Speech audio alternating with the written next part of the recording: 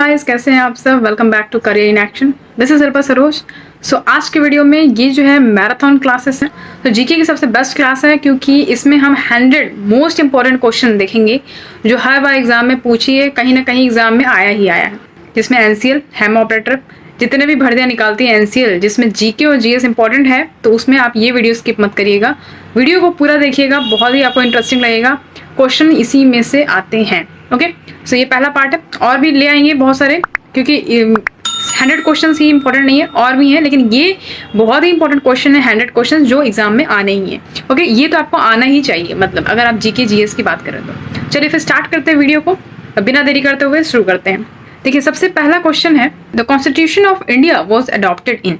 ठीक है, तो भारत का जो हमारा संविधान है वो कब अडॉप्ट किया गया है। 4 ऑप्शन दिए गए हैं, देख लीजिए। तो इसका राइट आंसर क्या हो जाएगा। देखिए, हम सारे ऑप्शन पे नहीं जाएंगे क्योंकि वो वीडियो जो है काफी लंबा हो जाएगा, तो डायरेक्ट हम आंसर पे आते हैं। देखिए, राइट आंसर हो जाएगा 26 नवंबर 1949।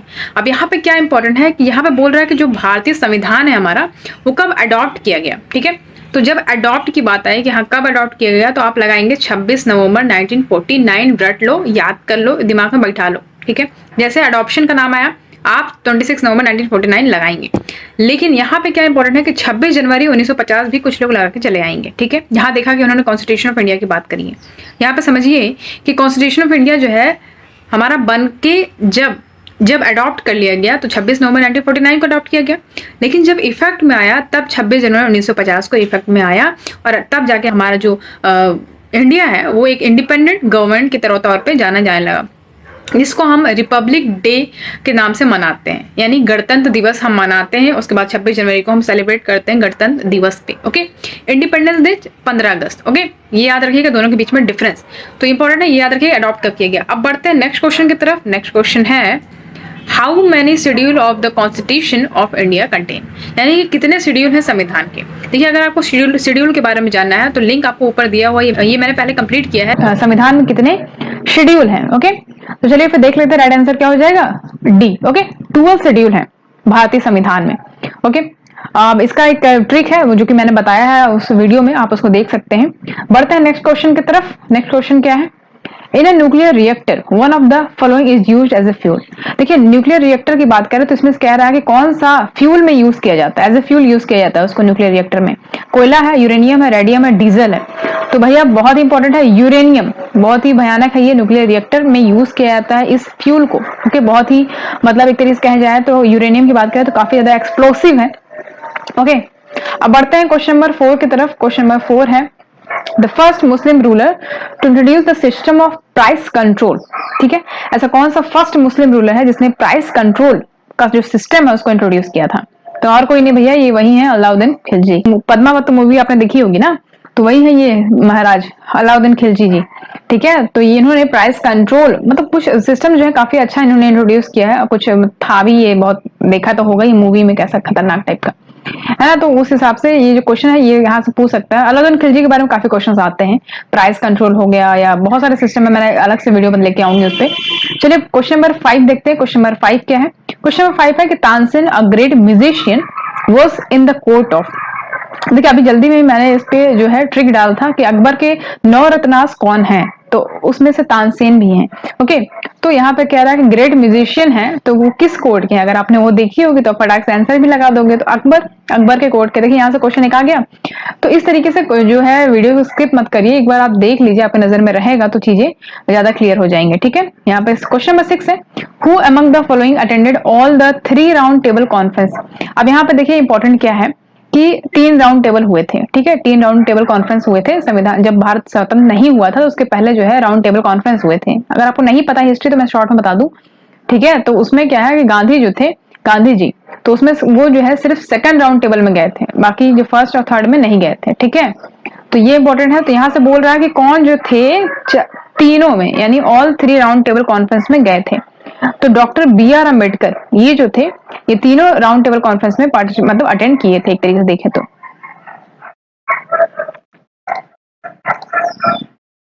अब बढ़ते हैं क्वेश्चन नंबर 7 की तरफ। क्वेश्चन नंबर 7 कह रहा है कि where is national sugar institute established.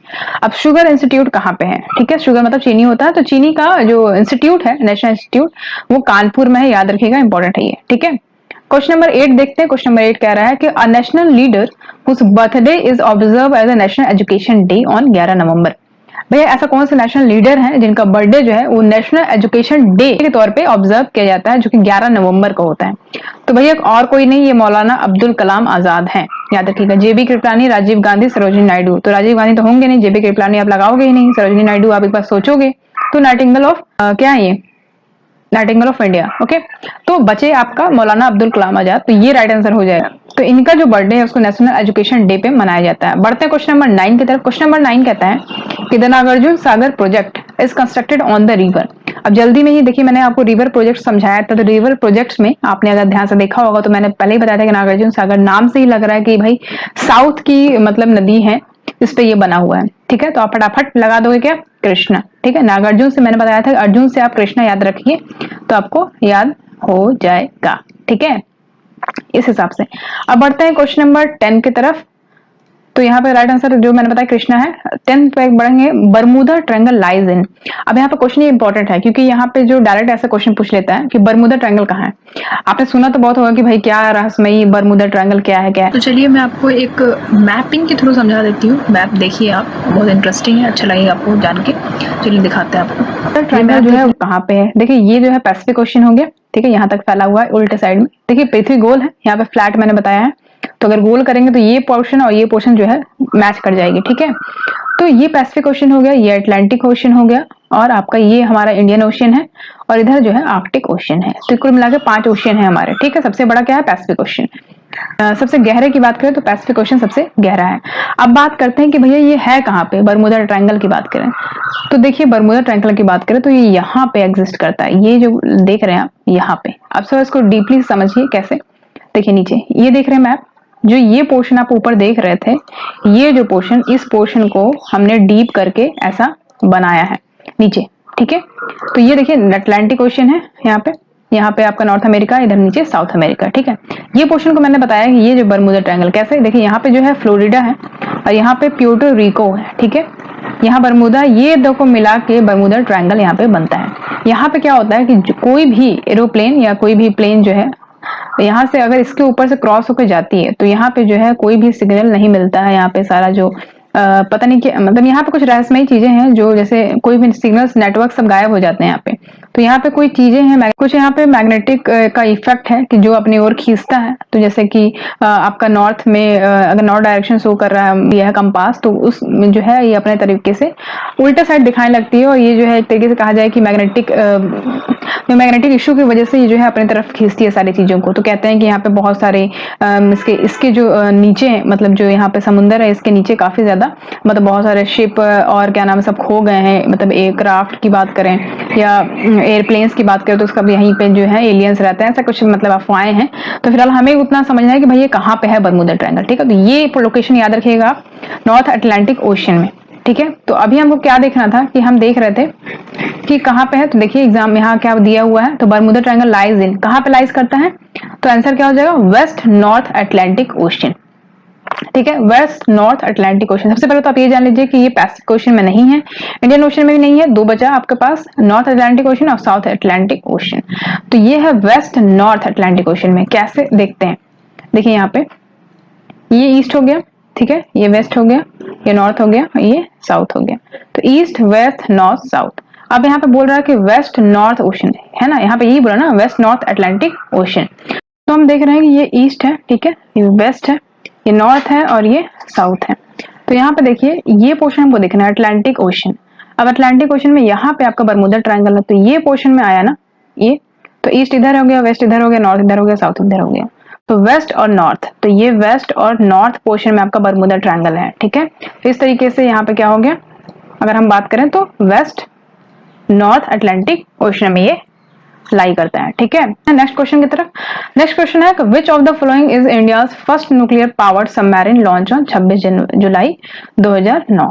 ठीक है, तो ऐसा कौन सा फर्स्ट न्यूक्लियर पावर सबमरीन जो लॉन्च हुआ था 26 जुलाई 2009 को, तो वो कौन सा है, तो याद रखिएगा उसको बोलते हैं आईएनएस अरिहंत, क्योंकि ये भाई पहला न्यूक्लियर पावर सबमरीन था, इसलिए इसका नाम याद रखना जरूरी है, आईएनएस अरिहंत।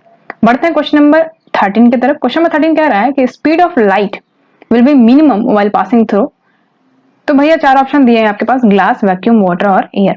तो स्पीड ऑफ लाइट कह रहा है कि कम हो जाता है जब इन 4 चीजों में से पास होता है। तो भाई किस में कम हो जाता है? तो ग्लास, याद रखिएगा, ग्लास से जब स्पीड ऑफ लाइट गुजरती है तो वो कम हो जाती है, ठीक है, तो ग्लास याद रखिएगा। नेक्स्ट बढ़ते हैं क्वेश्चन नंबर 14 की तरफ। क्वेश्चन नंबर 14 है, galvanised iron sheet have a coating of, ठीक है, गैल्वेनाइज्ड आयरन शीट जब आप देखते हैं तो उस पर किसकी कोटिंग होती है? तो याद रखिएगा जिंक की कोटिंग होती है, ठीक है।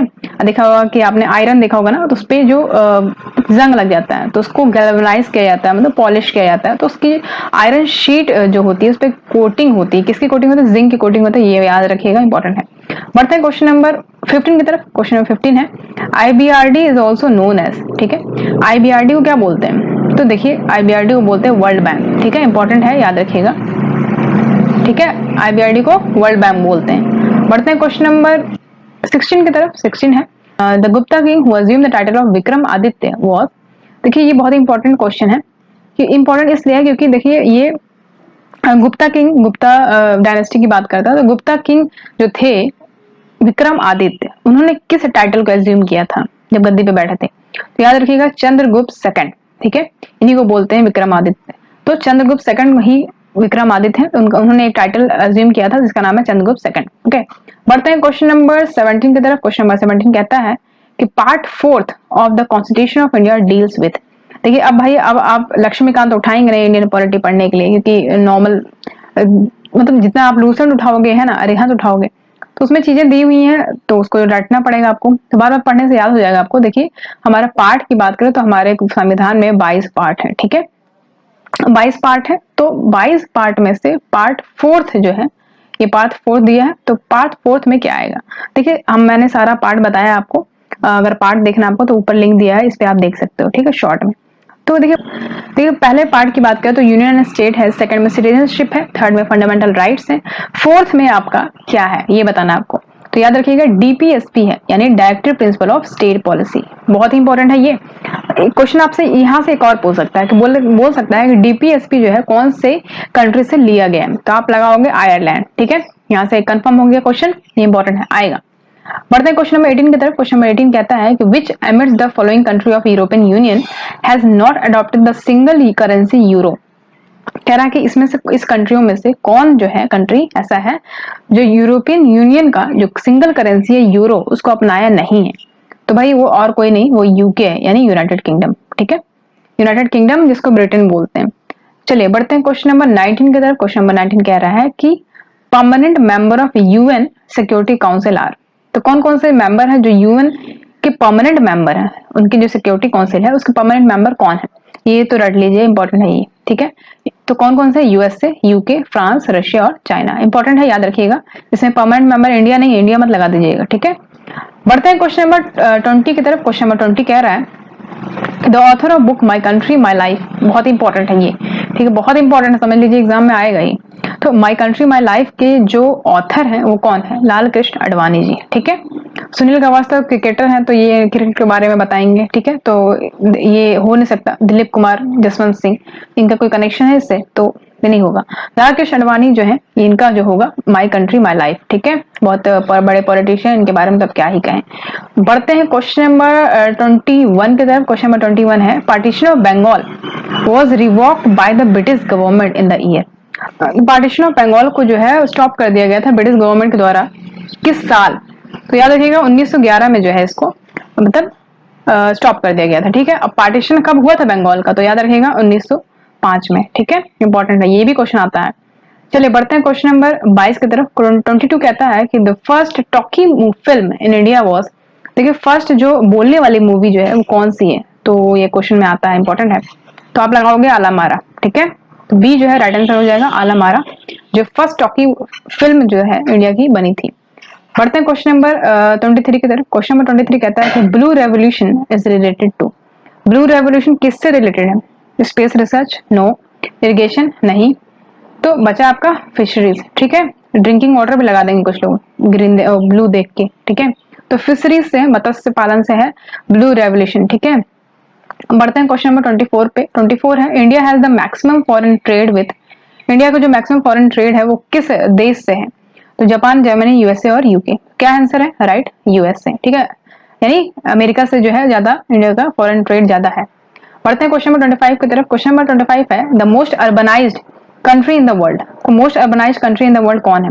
अर्बन, अर्बन मतलब क्या होता है? जो शहरी हो। ठीक है, बहुत ज्यादा शहर, बहुत ज्यादा मतलब क्या कहेंगे उसको? अर्बनाइज मतलब बहुत ही अच्छा, बहुत ही मतलब रूरल ना होकर अर्बन हो गया है। और कौन सा कंट्री है? तो सिंगापुर, नो डाउट। ठीक है, कुछ लोग जापान लगा सकते हैं लेकिन सिंगापुर है। ठीक है, अर्बनाइज कंट्री। बढ़ते हैं क्वेश्चन नंबर 26 की तरफ। क्वेश्चन नंबर 26 कहता है कि which is the highest finance body for small scale industries. ठीक है, तो स्मॉल स्केल इंडस्ट्री का सबसे हाईएस्ट फाइनेंस बॉडी कौन है इस सब में से?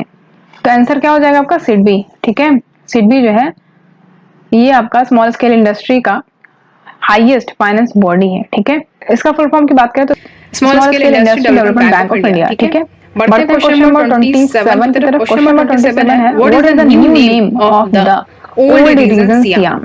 तो देखिए ये सियाम जो है एक ओल्ड रीजन है, इसका नया नाम बना दिया गया है। क्या नाम है इसका? तो भाई थाईलैंड। ठीक है, तो सियाम का जो नया नाम बना दिया गया वो थाईलैंड बना देगा। पहले इसको सियाम था जो कि थाईलैंड में है। बढ़ते हैं क्वेश्चन नंबर 28 की तरफ। क्वेश्चन नंबर 28 है ग्रेट पोएट अमीर खुसरो, ग्रेट पोएट अमीर खुसरो बर्थ प्लेस वाज। तो अमीर खुसरो का बर्थ प्लेस कहाँ पे है? तो याद रखिए पटियाली ईटा, ईटा में है ये। ठीक है, एक जगह पटियाली, वहां पे ये पैदा हुए थे अमीर खुसरो। ठीक है, तो बहुत इंपॉर्टेंट है ये। बढ़ते हैं क्वेश्चन नंबर 29 की तरफ। ये क्वेश्चन नंबर 29 कह रहा है कि the bauxite is an ore of one of the following metal. ठीक है, बॉक्साइट जो है एक ओर है इस सब मेटल में से। किसका ओर है? Aluminium, silver, tin, steel? नहीं, तो एल्यूमिनियम है। ठीक है, who organise the fourth Buddhist council. तो भैया किसने फोर्थ बुद्धिस्ट काउंसिल को ऑर्गेनाइज किया था? ये क्वेश्चन है। देखिए यहाँ पे बहुत ही इंपॉर्टेंट क्वेश्चन है ये, क्योंकि यहाँ पे बुद्धिस्ट काउंसिल देखिए मैंने बनाया हुआ है नीचे, आप देख रहे हैं यहाँ पे डायग्राम में। तो ये बुद्धिस्ट काउंसिल दिया हुआ है। तो 4 बुद्धिस्ट काउंसिल बना हुआ था। तो कहाँ हुआ था? पहला देख लेते हैं। पहला जो है अजात शत्रु के द्वारा किया गया था। वेन्यू जो है कहाँ हुआ था? राजगृह में। चेयरमैन इनके महाकाश्यपा थे।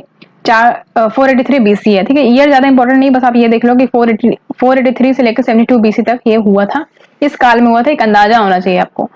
और ये इंपॉर्टेंट है कि ये वेन्यू पूछता है और पैट्रोन भी पूछ लेता है कि भाई कौन रूलर थे। ठीक है, जिनके काल में ये हुआ था। तो ये फर्स्ट जो है किनके द्वारा अटेंड किया गया था ये कहता है। तो फर्स्ट जो है अजातशत्रु के द्वारा किया गया था राजगृह में। सेकंड की बात करें तो काला अशोका, ठीक है, वैशाली में हुआ था। थर्ड जो है अशोक के द्वारा हुआ था पाटलिपुत्र में। ठीक है, फोर्थ जो है कनिष्क के द्वारा हुआ था कुंदल बान में, कश्मीर में। ओके, ये इंपॉर्टेंट है। फोर्थ नंबर इंपॉर्टेंट है, काफी ज्यादा पूछा जाता है। तो याद रखिएगा, थर्ड अशोक है, सेकंड काला अशोक है, फर्स्ट अजातशत्रु है और फोर्थ कनिष्क है। ठीक है, यहाँ पे बोल रहा है कि फोर्थ बुद्धिस्ट काउंसिल को कौन ऑर्गेनाइज किया था? तो फोर्थ का कनिष्क किया था, तो डी आंसर राइट हो जाएगा, कनिष्क। ठीक है, बढ़ते हैं question number, who was the last ruler of Lodhi dynasty. भाई लोधी डायनेस्टी का लास्ट रूलर कौन थे? जब आपने पढ़ा ही नहीं है डायनेस्टी, मुगल शासक पूरा पढ़ा ही नहीं है, तो आप कैसे बता दोगे? तो फिलहाल आपको रटना पड़ेगा, आपके पास कोई ऑप्शन नहीं है। ठीक है, फिर मैं एक ट्रिक बताऊंगी, उस ट्रिक से आप कुछ चीजें याद रख सकते हो। तो फिलहाल अभी तो देख लो कि लास्ट रूलर जो है लोधी डायनेस्टी के वो कौन है? इब्राहिम लोधी। ठीक है, इब्राहिम लोधी बहुत ही अच्छा शासक था। तो इनको जो है इब्राहिम लोधी की बात करें तो ये जो है लास्ट रूलर थे लोधी डायनेस्टी के। ठीक है, लोधी डायनेस्टी के लास्ट रूलर इब्राहिम लोधी थे। बढ़ते हैं क्वेश्चन नंबर 32 की तरफ। 32 कहता है कि the capital of Andaman and Nicobar is. जो कैपिटल है अंडमान निकोबार का वो क्या है? तो राइट आंसर क्या हो जाएगा? Port Blair. ठीक है, ये कैपिटल है अंडमान निकोबार आइलैंड का। क्वेश्चन नंबर 33 है who among the flowing decides if a particular bill is a money bill और नॉट। तो मतलब जैसे जो बिल पास होते हैं ना पार्लियामेंट में, तो कौन ये डिसाइड करेगा कि ये पर्टिकुलर कोई बिल जो है वो मनी बिल है कि नहीं है? तो प्रेसिडेंट मत लगा दीजिएगा, स्पीकर ऑफ लोकसभा। लोकसभा और राज्यसभा की बात करें तो जो स्पीकर होता है ना लोकसभा का, वो भैया बहुत ही पावरफुल होता है। तो उसके बिना पत्ता नहीं हिलता कुछ। तो स्पीकर ऑफ लोकसभा जो है ये डिसाइड करेगा कि बिल कोई जो है वो मनी बिल है कि नहीं है। ठीक है, और ये भी याद रखिएगा मनी बिल जो है वो सिर्फ लोकसभा में पास होता है, राज्यसभा में नहीं। ठीक है, चलिए बढ़ते हैं क्वेश्चन नंबर 34 की तरफ। 34 जो है वो है bar is the unit of. Bar किसका यूनिट है? तो हीट का, टेम्परेचर, करंट या एटमॉस्फेरिक प्रेशर। तो याद रखिएगा एटमॉस्फेरिक प्रेशर का ये जो है बार जो है वो यूनिट है एटमॉस्फेरिक प्रेशर का। क्वेश्चन नंबर 35 है right to vote is a dash. क्या है राइट टू वोट? क्या है? पॉलिटिकल राइट है, सिविल राइट है, इकोनॉमिक राइट है या लीगल राइट है? तो याद रखिएगा पॉलिटिकल राइट है, ठीक है। ठीक है, राजनीतिक अधिकार है हमारा, राइट टू वोट। चलिए बढ़ते हैं क्वेश्चन नंबर 36 की तरफ। 36 कहता है कि Koneru Humpy is associated with, इनका नाम तो सुना ही होगा आपने, कोनेरू हम्पी। तो ये किससे एसोसिएटेड है, इनका जो स्पोर्ट्स है किस फील्ड से है, तो lawn tennis, hockey, chess, badminton. Right answer हो जाएगा चेस, ठीक है। चेस से रिलेटेड है इनका संबंध, कोनेरू हम्पी जो है ये चेस से रिलेटेड है, ठीक है। क्वेश्चन नंबर 37 है। 37 कहता है कि which of the following hill connects eastern and western Ghats. आप देखिए यहाँ पे जो है मैप बना हुआ है आपके सामने, कह रहा है कि ऐसा कौन सा हिल है इस सब में से, यानी सतपुरा, विंध्या, नीलगिरी, अरावली दिया हुआ है। कह रहा है कि इस हिल में से कौन ईस्टर्न और वेस्टर्न घाट्स को कनेक्ट करते हैं, ये बताना आपको। तो आपको यही नहीं पता होगा कि पहले कि ईस्टर्न और वेस्टर्न घाट कहाँ है। तो देखिए मैप में देखिए, ये मैप है भारत का, ठीक है, ये मैप है। तो ये देखिए, ये जो है इधर ये ईस्टर्न घाट्स है, यहाँ से लेके यहाँ तक, और ये जो है ये वेस्टर्न घाट्स हैं, ठीक है। केरला जो है यहाँ पे केरला है। तो ये जो है ईस्टर्न घाट और वेस्टर्न घाट ये जहां मिलते हैं, ठीक है, ये जो पोर्शन है ये जो है नीलगिरी, ठीक है, नीलगिरी हिल। तो यही जो जगह है जहाँ पे कनेक्ट होते हैं ईस्टर्न और वेस्टर्न घाट, ठीक है, इसलिए जो है नीलगिरी राइट आंसर हो जाएगा। बढ़ते हैं, देखिए ऊपर यहाँ पे देख रहे हैं आप, तो राइट आंसर क्या हो जाएगा, नीलगिरी, ठीक है, सी। चलिए बढ़ते हैं क्वेश्चन नंबर 38 की तरफ। क्वेश्चन नंबर 38 कहता है कि which country is known as cockpit of Europe, ठीक है। तो ऐसा कौन सा कंट्री जिसको कॉकपिट ऑफ यूरोप कहते हैं। एक मिनट रुक जाइए, इसको थोड़ा बड़ा कर दें। तो ऐसा कौन सा कंट्री जिसको कॉकपिट ऑफ यूरोप कहते हैं, ठीक है। तो वो देखना आप, कॉकपिट ऑफ यूरोप किस कंट्री को बोलते हैं, तो बेल्जियम को बोलते हैं, ठीक है। अब कंट्री, अब आप सोच रहे हो कि बेल्जियम है कहाँ, यूरोप है कहाँ। तो आप ये मैप देख रहे हो ना, ये मैप देख रहे हो आप, इस मैप को ध्यान से देखिए, हम दिखा रहे हैं आपको। ये जो पोर्शन है ना, दिस वन, ये जो है ये आपका यूरोप है, ठीक है। बेल्जियम काफी छोटा है, तो कॉकपिट ऑफ यूरोप यहीं कहीं होगा। बेल्जियम छोटा है, तो इसमें दिखाना पॉसिबल नहीं है, ठीक है। इसको बोलते हैं, बस इतना याद रखिए कि इसको बोलते हैं कॉकपिट ऑफ यूरोप, ठीक है, बेल्जियम को। अब बढ़ते हैं क्वेश्चन नंबर 40 की तरफ। क्वेश्चन नंबर 40 कह रहा है कि which among the following is a central university in Uttar Pradesh. तो सेंट्रल यूनिवर्सिटी कौन है उत्तर प्रदेश में से, इस 4 यूनिवर्सिटी दिए गए हैं, इसमें से बताना है कि कौन सा सेंट्रल यूनिवर्सिटी है उत्तर प्रदेश में, ठीक है। तो डॉक्टर राम मनोहर लोहिया अवध यूनिवर्सिटी फैजाबाद में, महात्मा गांधी काशी विद्यापीठ वाराणसी में है, छत्रपति साहू जी महाराज यूनिवर्सिटी कानपुर में है, इलाहाबाद यूनिवर्सिटी इलाहाबाद में है। तो भैया इलाहाबाद यूनिवर्सिटी जो है वो सेंट्रल यूनिवर्सिटी है, यूपी की बात करें तो। बढ़ते हैं क्वेश्चन नंबर 41 की तरफ। 41 कहता है कि in which year the new education policy approve by the parliament, ठीक है। कौन से साल में जो न्यू एजुकेशन पॉलिसी अप्रूव कर दिया गया था पार्लियामेंट के द्वारा, वो ईयर बताना है आपको। तो याद रखिएगा 1986 है, ठीक है, 1986 रट लीजिए, दिमाग में इसको बैठा लीजिए, कहा कि एजुकेशन की पॉलिसी है तो भाई याद रखना बहुत जरूरी है, इंपॉर्टेंट है ये। बढ़ते हैं क्वेश्चन नंबर 42 की तरफ। 42 कहता है कि as per the national policy on education 1986, देखिए यहाँ पे आ गया 1986, different aspects of education will be reviewed every. अब यहाँ भैया जो नेशनल एजुकेशन पॉलिसी आ गया 1986 का, तो कह रहा है कि डिफरेंट एस्पेक्ट्स जो एजुकेशन के हैं उसको हर साल रिव्यू किया जाएगा। तो बोल रहा है कि कितने साल में इसको रिव्यू किया जाएगा, तो आंसर क्या होगा, हर 10 साल पे। हर 10 साल पे जो है नेशनल पॉलिसी ऑन एजुकेशन जो है इसको मतलब रिव्यू किया जाएगा, ठीक है। बढ़ते हैं क्वेश्चन नंबर 43 की तरफ। 43 कहता है कि to provide opportunities to students to be productive and self reliant the NPE 1986 recommended, ठीक है। तो मतलब अपॉर्चुनिटी प्रोवाइड करने के लिए स्टूडेंट्स को जो कि प्रोडक्टिव हो, सेल्फ रिलायंट हो, तो एनपीई यानी नेशनल पॉलिसी ऑफ एजुकेशन की बात करें 1986 की, तो ये क्या रिकमेंड करता है, ये बात कर रहे हैं। तो वर्क एक्सपीरियंस की बात करता है ये, ठीक है। तो एनपीई की बात करें तो वर्क एक्सपीरियंस की बात करता है, इंपॉर्टेंट है ये। बढ़ते हैं क्वेश्चन नंबर 44 की तरफ। 44 कहता है कि which educational commission recommended operation black board. तो कौन सा, ठीक है, कौन सा एजुकेशनल कमीशन है जिसने ऑपरेशन ब्लैक बोर्ड को रिकमेंड किया था, इंपॉर्टेंट है ये। तो नेशनल पॉलिसी ऑन एजुकेशन, ठीक है, एनपीई की बात करेंगे तो यही है राइट आंसर। बढ़ते हैं क्वेश्चन नंबर 45 की तरफ। अब क्वेश्चन नंबर 45 देखेंगे।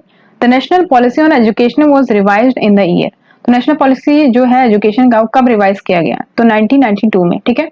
कब बनाया गया वो ऊपर था, कब रिवाइज किया गया हर 10 साल पे, तो 10 साल बाद ही करोगे आप, ठीक है। तो 1992 में। 46 की बात करें, question number 46, operation black board is a scheme launch to promote. तो ऑपरेशन ब्लैक बोर्ड जो है वो एक स्कीम है, वो जैसे कि मैंने ऊपर बताया है, तो एनपीई के लिए था। अब बात करें क्या चीज को प्रमोट करता है, तो यहाँ पे देखिए 4 ऑप्शन है, आप कंफ्यूज हो जाओगे इसमें। Basic education in rural areas, primary education in urban areas, higher education for girls in under development areas. तो राइट आंसर क्या हो जाएगा? Basic education in rural areas. ठीक है, यानी आपका जो है ग्रामीण एरियाज में बेसिक एजुकेशन को बढ़ावा देना, इसका ये काम है। बढ़ते हैं क्वेश्चन नंबर 47 की तरफ। क्वेश्चन नंबर 47 है, तो कोठारी कमीशन यानी इंडियन एजुकेशन कमीशन की बात करें तो was established in the year. तो कोठारी कमीशन याद रखिएगा एजुकेशन से रिलेटेड है। तो ये कब एस्टैब्लिश हुआ था, किस ईयर में?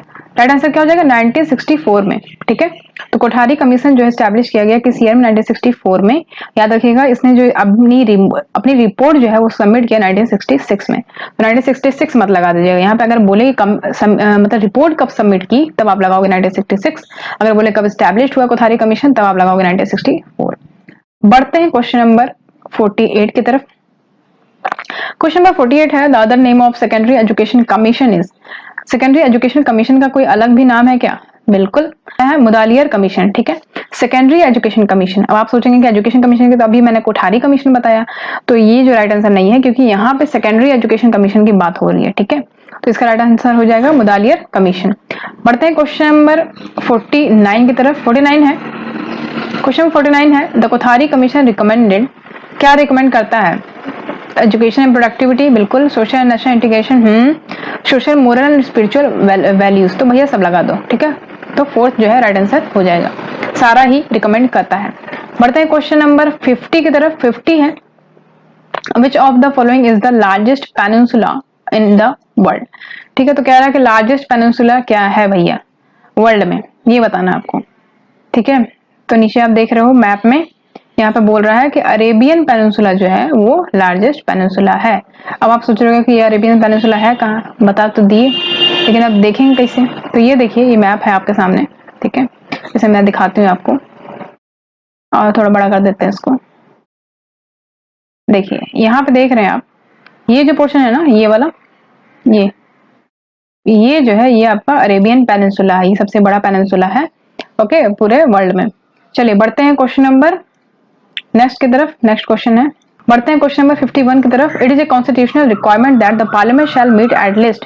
कह रहा है कि भाई कॉन्स्टिट्यूशनल रिक्वायरमेंट है कि जो पार्लियामेंट है उसको कितनी बार मिलना चाहिए, एटलीस्ट कितनी बार मिलना चाहिए। तो हमारे संविधान में ये चीज बताया गया है कि जो पार्लियामेंट है वो साल में 2 बार मीटिंग करेगी। ठीक है, यानी ट्वाइस इन अ ईयर।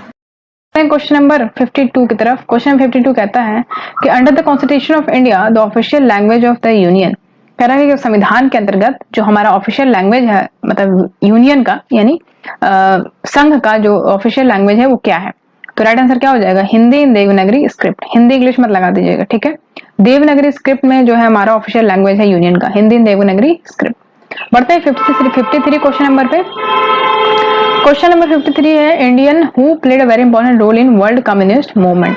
भैया कौन इंडियन है जो बहुत ही इंपॉर्टेंट रोल प्ले किए थे वर्ल्ड कम्युनिस्ट मूवमेंट में?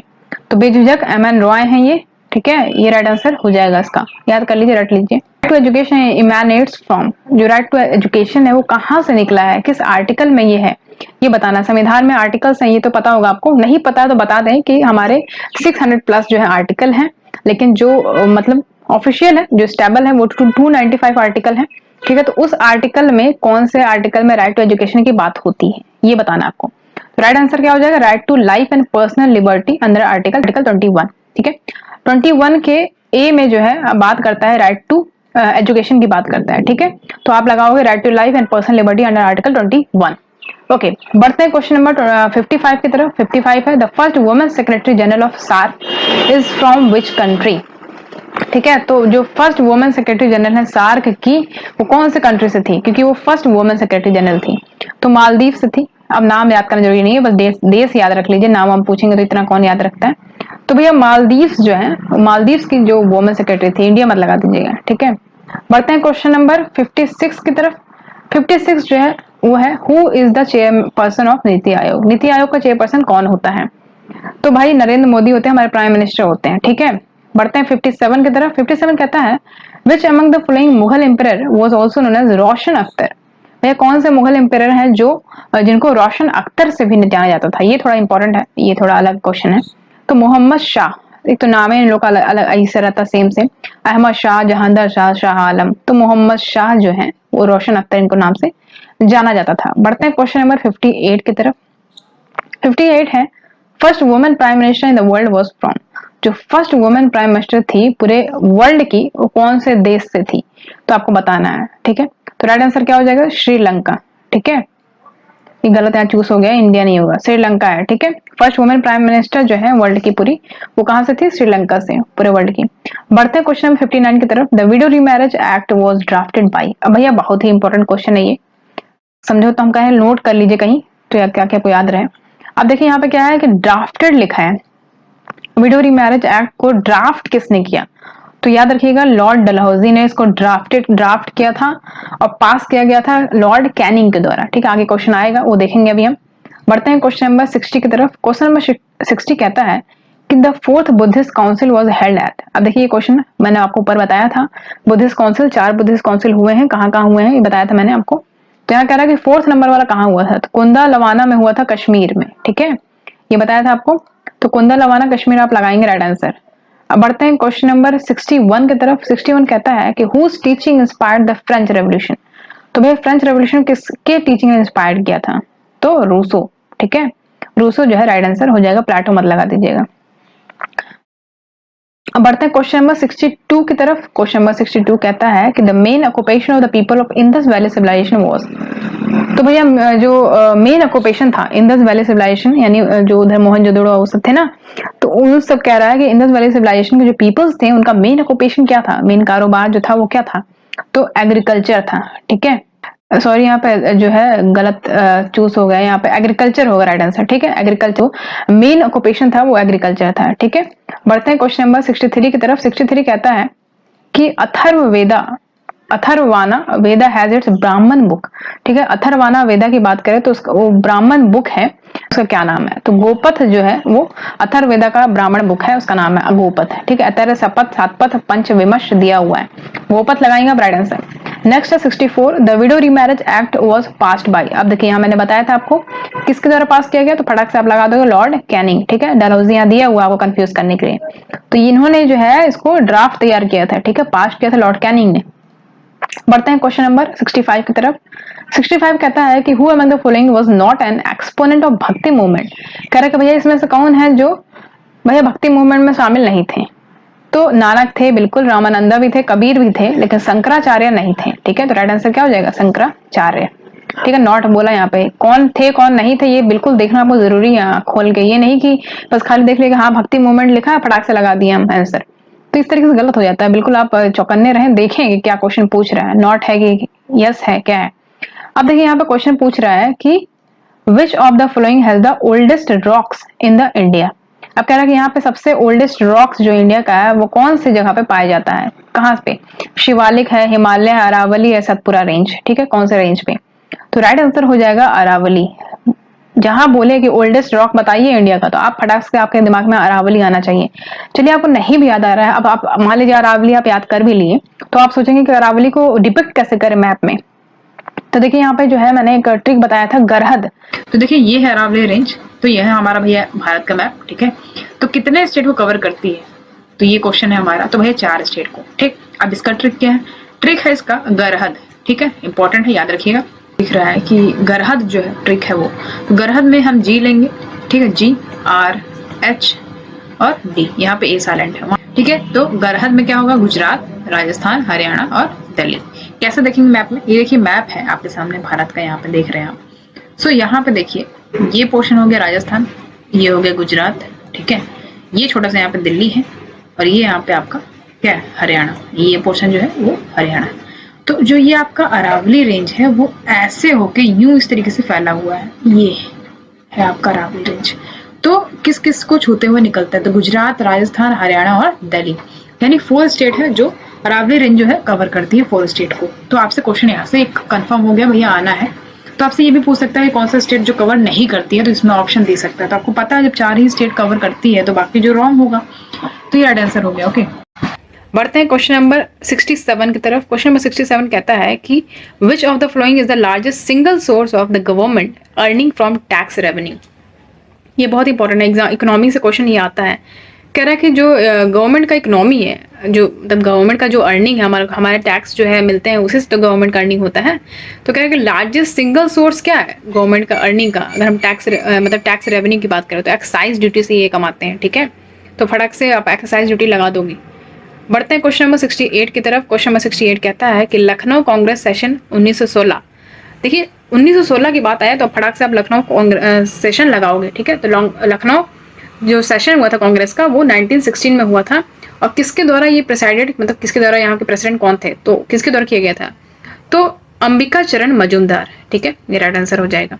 एसी मजूमदार जो है यहाँ पे जो है प्रेसाइडेड बाई अंबिका चरण मजूमदार। ठीक है, बढ़ते हैं क्वेश्चन नंबर 69 की तरफ। क्वेश्चन नंबर 69 है Rihand project is located at. अब भैया अपना क्वेश्चन आ गया, व्लॉग का कुछ काम आना चाहिए। देखिए रिहंद प्रोजेक्ट की बात करें, देखिए ऊपर मैंने यहाँ पे लिंक आप देख सकते हो, रिहंद प्रोजेक्ट के बारे में मैंने पूरा व्लॉग बनाया था, आप उसके बारे में भी बताया था। तो यहाँ से क्वेश्चन आपका सही हो जाएगा। और देखिए यहाँ पे देखते हैं Rihand project is located at कौन से डिस्ट्रिक्ट में। देखिए यहाँ पे हम बात करें तो यहाँ सोनभद्र डिस्ट्रिक्ट में लोकेटेड है ये। ठीक है, सोनभद्र डिस्ट्रिक्ट में लोकेटेड है। यहाँ पे मिर्जापुर डिस्ट्रिक्ट का ऑप्शन में दिया ही नहीं मैंने, ये जो है जल्दीबाजी में मुझे लग रहा है कि ये यहाँ पे मैंने नहीं लिखा, तो याद रखिएगा सोनभद्र डिस्ट्रिक्ट में है ये। ठीक है, सोनभद्र डिस्ट्रिक्ट में है, वो वीडियो देख सकते हैं आप, वीडियो में मैंने बताया अच्छे से। ठीक है, तो यहाँ पे लोकेटेड है सोनभद्र डिस्ट्रिक्ट में, उत्तर प्रदेश में, रिहंद डैम। अब बात करेंगे 70 नंबर क्वेश्चन क्या है, वेयर वॉज तंचोई ब्रोगेड डेवलप। तंचोई ब्रोगेड कहाँ पे डेवलप हुआ है, वाराणसी में। ठीक है, याद कर लीजिए, इंपॉर्टेंट है। बढ़ते हैं क्वेश्चन नंबर 71 की तरफ। 71 है हु रोट सरफरोशी की तमन्ना अब हमारे दिल में है, ये किसने लिखा। तो ऑप्शन दिया मोहम्मद इकबाल, काजी नजरुल इस्लाम, आनंद नारायण मुल्ला, राम प्रसाद बिस्मिल। और कहो मन हुआ तो उनका तो एक और इसमें से दे देंगे ऑप्शन में भगत सिंह, और आप लगा देंगे भगत सिंह। ठीक है, क्योंकि भगत सिंह को सुना है आपने बोलते हुए सरफरोशी की तमन्ना अब हमारे दिल में, लेकिन इसको लिखा किसने है, तो राम प्रसाद बिस्मिल ने इसको लिखा है। ठीक है, चलिए बढ़ते हैं क्वेश्चन नंबर 72 की तरफ। क्वेश्चन नंबर 72 है the chemical that is used in making artificial rain. ऐसा कौन सा केमिकल है जो आर्टिफिशियल रेन को बनाने में मदद मिलती है, तो सिल्वर आयोडाइड है ये। ठीक है, सिल्वर आयोडाइड, नो डाउट यही लगाओगे आप राइट आंसर, सिल्वर आयोडाइड। बढ़ते हैं क्वेश्चन नंबर 73 की तरफ। क्वेश्चन नंबर 73 है विच of the following is the hardest substance in the human body. Human body में हार्डेस्ट सब्सटेंस कौन सा है, बोन है, इनेमल है, नेल है, या कोई भी नहीं। तो भाई इनेमल है, नो डाउट यही लगाओगे आप राइट आंसर, इनेमल क्वेश्चन में आ जाता है साइंस में, फेवरेट क्वेश्चन है उन लोगों का। 74 की बात करें तो agriculture income tax is a source of revenue to. देखिए एग्रीकल्चर इनकम टैक्स की बात करें तो ये एक सोर्स है रेवेन्यू का, किसके लिए, सेंटर के लिए, स्टेट गवर्नमेंट के लिए, या लोकल एडमिनिस्ट्रेशन के लिए, या सेंट्रल स्टेट दोनों के लिए। तो भाई स्टेट गवर्नमेंट के लिए है ये एग्रीकल्चर इनकम टैक्स। एग्रीकल्चर जो है स्टेट गवर्नमेंट के अंदर में आएगा। ठीक है, 75 की बात करें question 75 largest mica deposits are in. तो लार्जेस्ट मीका डिपोजिट कहाँ पाया जाता है, कौन से देश में, तो भैया हमारे इंडिया में। ठीक है, इंपॉर्टेंट है ये, मीका याद रखिएगा, हमारे इंडिया में। अब बात करते हैं question number 76 Lalitpur district in UP is known for. देखिए ललितपुर डिस्ट्रिक्ट जो उत्तर प्रदेश में है वो किसके लिए मतलब जाना जाता है, तो यहाँ देखिए ऑप्शन दिया है uranium deposit, sugar industry, police training academy, या फिर कोई नहीं।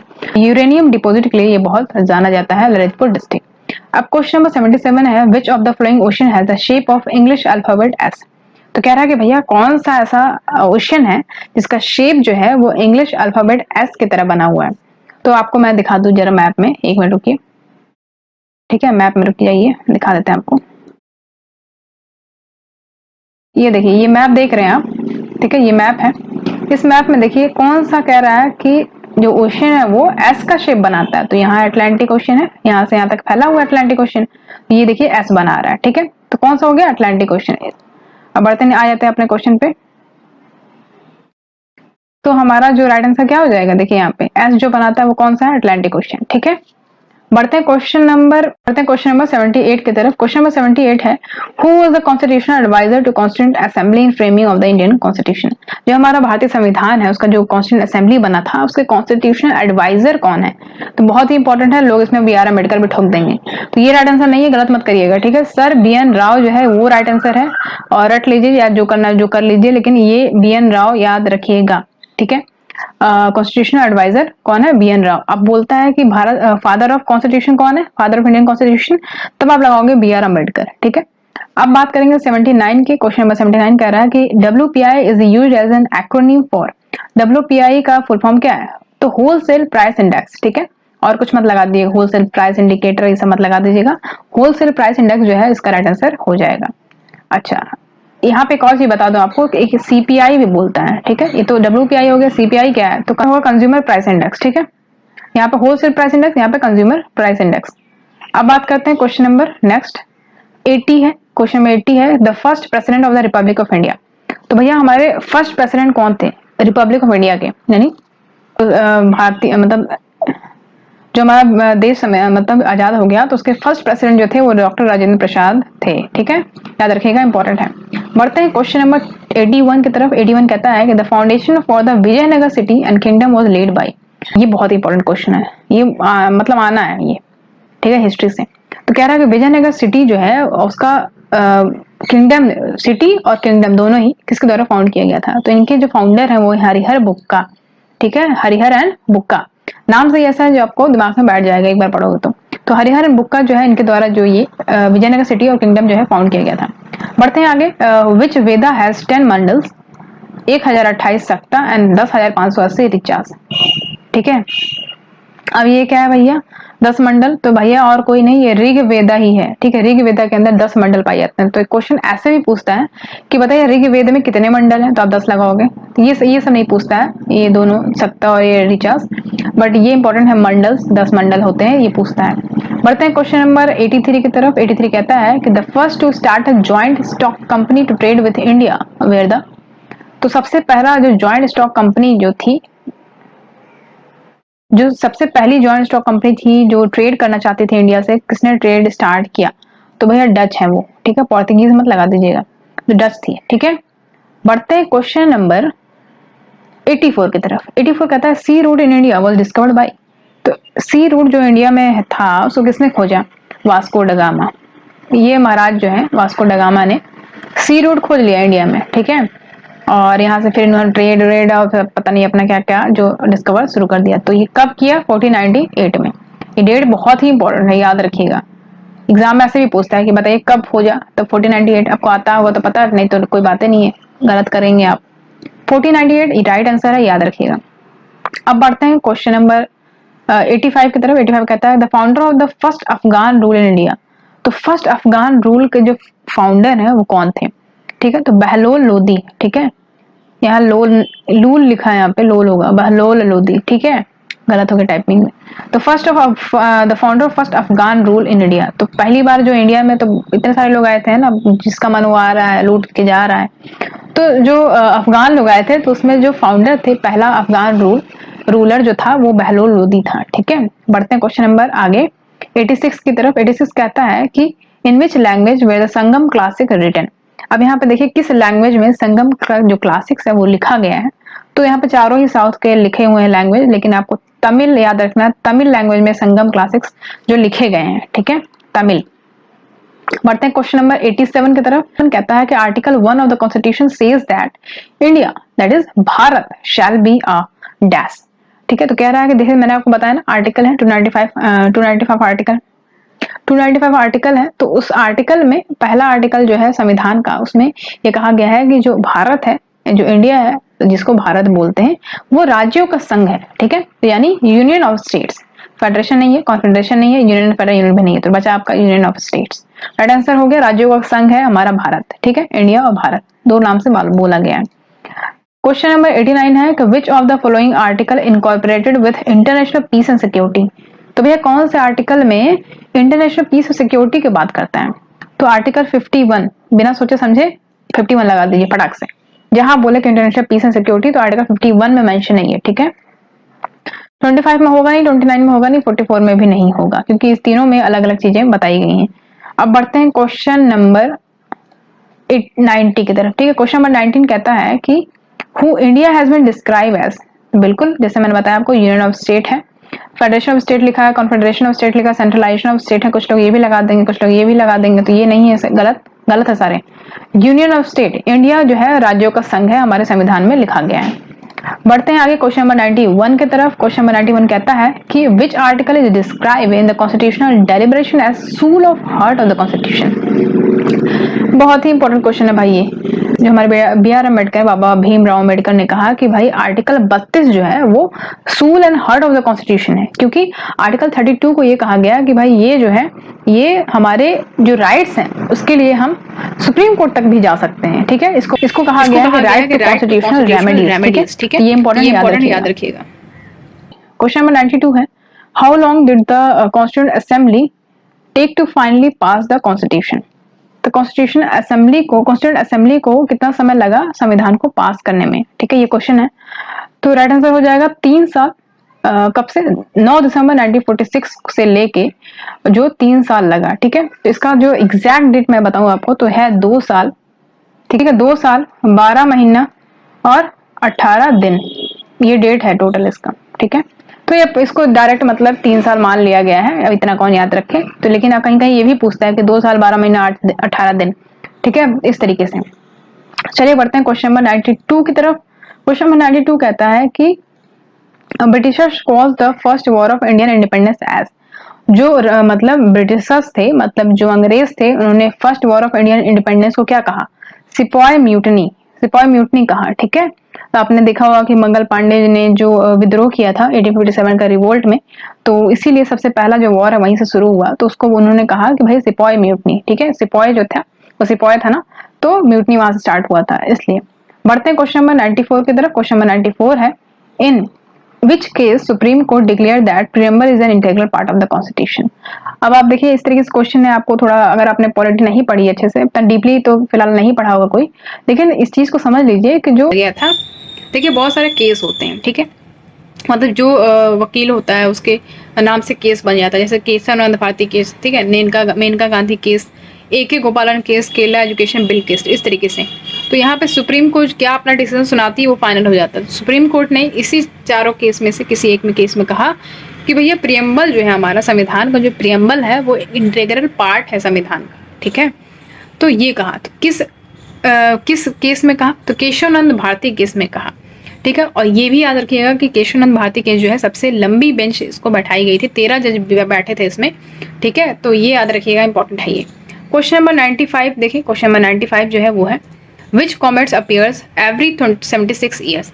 ऐसा कौन सा कॉमेंट है जो 46 साल में आता है, अपीयर होता है? तो भैया हैली कॉमेंट है ये। ठीक है, देखिए हैली अब कब आएगा? 2061 में आएगा ये, 2061 में रहेंगे हम लोग। भैया जो रहेगा वो देखेगा। तो हैली कॉमेट है ये। ठीक है, उल्का पिंड नहीं, कॉमेट को क्या बोलेंगे हिंदी में?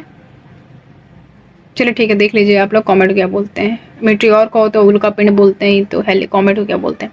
पढ़ते हैं क्वेश्चन नंबर 96 की तरफ। 96 में है, which place will experience sunlight for longest period in summer. जब गर्मी का समय होता है तो भैया कौन सा ऐसा जगह है इसमें चार ऑप्शन में से जहाँ पे मतलब बहुत ज़्यादा यहाँ पे गर्मी होती है, मतलब जब धूप होता है तब तो बहुत ज़्यादा सनलाइट पड़ती है? तो श्रीनगर। ठीक है, कोलकाता, चेन्नई, मुंबई दिया है, तो राइट आंसर क्या हो जाएगा? श्रीनगर। ठीक है, गर्मियों के समय में बहुत ज़्यादा लंबे समय तक के लिए यहाँ पे जो सनलाइट है वो देखा जाता है। क्वेश्चन नंबर 97 है। क्वेश्चन नंबर 97 है, ओनली जज against whom a motion of impeachment was introduced in parliament. तो ऐसा कौन से जज है जिनके खिलाफ इम्पीचमेंट पास किया गया था पार्लियामेंट में पहली बार? सिर्फ वही एक जज हैं ही, तो जस्टिस वीरा स्वामी। ठीक है, जस्टिस वीरा स्वामी के मतलब अगेंस्ट जो है इम्पीचमेंट पास किया गया था पार्लियामेंट में। ठीक है, इंपॉर्टेंट याद रखिएगा। अब बात करेंगे व्हाट इज अगमार्क। ये अगमार्क क्या है? देखिए अगमार्क जो है वो एक agriculture marketing for agro products. ठीक है, एग्रो प्रोडक्ट्स पे एक अगमार्क जो है लगाया जाता है, अपना एग्रीकल्चर मार्केटिंग पे लगता है, तो वो एक एग्रो प्रोडक्ट्स पे लगाया जाता है अगमार्क। ठीक है, ब्रांड लिखा है, मार्केटिंग रिसर्च ऑर्गेनाइजेशन लिखा, ये होगा नहीं, एक सप्लाइड बाय, एक नहीं सप्लाइड करता है, ये लोग लगा सकते हैं कि नेम ऑफ ब्रांड, बट किस चीज़ का ब्रांड है तो दिया ही नहीं है। तो agriculture marketing for agro products. अब बढ़ते हैं क्वेश्चन नंबर नेक्स्ट 99, बढ़ गया हमारा खत्म होने वाला क्लास। 99 है, Indian Napoleon was. Indian Napoleon को और क्या कहा जाता था? कौन है इसमें से इंडियन नेपोलियन? तो इंपॉर्टेंट है समुद्रगुप्त। इनको जो है कहा जाता था कि इंडियन नेपोलियन, यानी भारत का नेपोलियन है। ठीक है, समुद्रगुप्त, इंपॉर्टेंट है ये, याद रखिएगा। अब लास्ट क्वेश्चन है भैया, इस वीडियो का लास्ट क्वेश्चन वो क्या है देख लेते हैं।